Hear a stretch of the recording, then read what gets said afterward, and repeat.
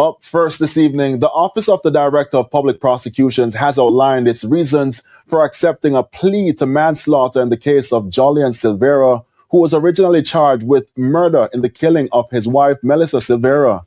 The details were outlined in a release earlier today.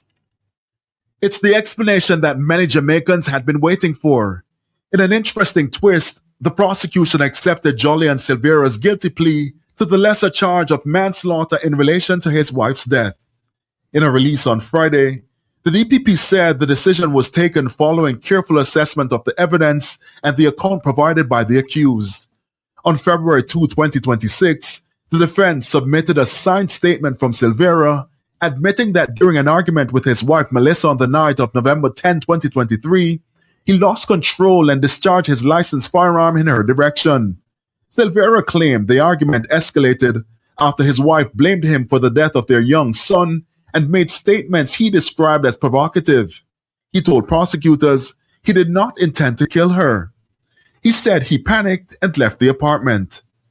Prior to Silvera's guilty manslaughter plea, the prosecution said its case was largely circumstantial and supported by ballistic evidence, but it did not have direct evidence of what occurred at the exact moments Mrs. Silvera was shot.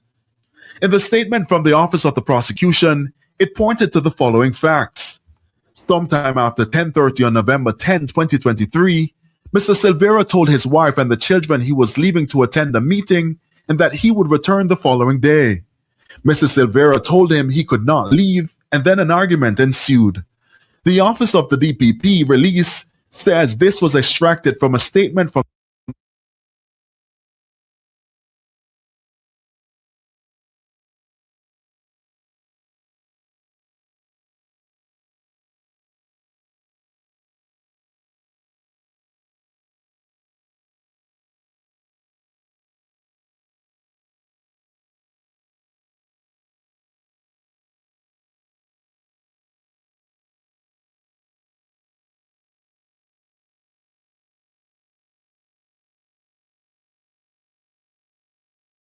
the two children.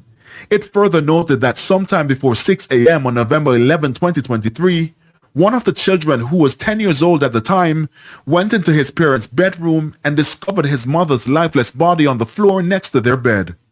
The child noticed there was blood coming from her orifices and her dress was covered with blood. He alerted his brother, who accompanied him back to his parents' bedroom, where they both checked for signs of life from her body. They then contacted their father.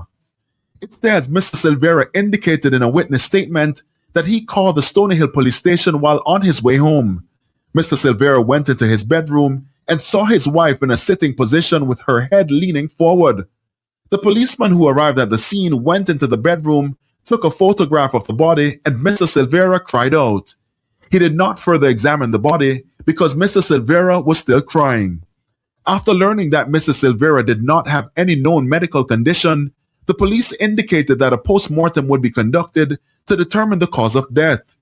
He then contacted the House of Tranquility Funeral Home for the removal of the body, and then the policeman left. The post-mortem was held on December 15, 2023.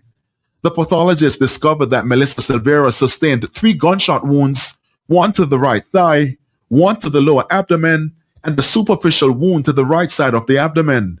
2 projectiles were removed from her body, and the pathologist ruled that she died from multiple gunshot wounds.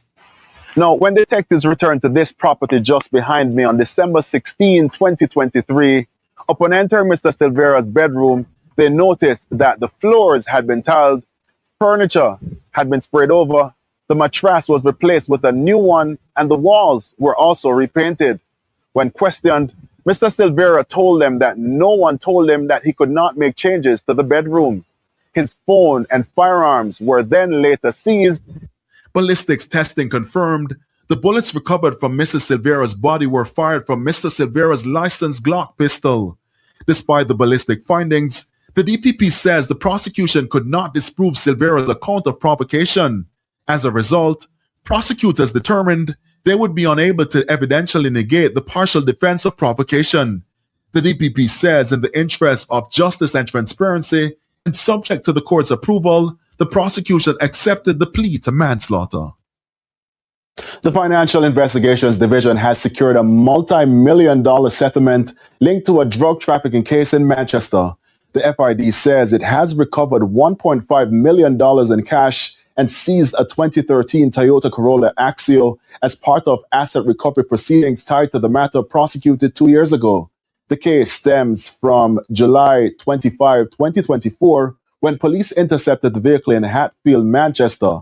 A search reportedly uncovered ganja and 2 concealed packages marked NASA containing substances resembling cocaine. The driver, Marlon Davis, was later convicted in the Manchester Parish Court on multiple offenses under the Dangerous Drugs Act.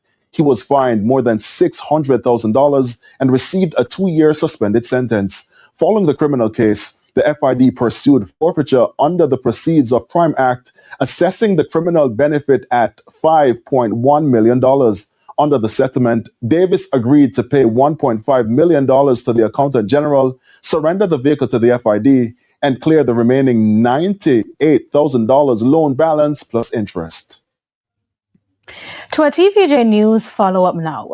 Residents at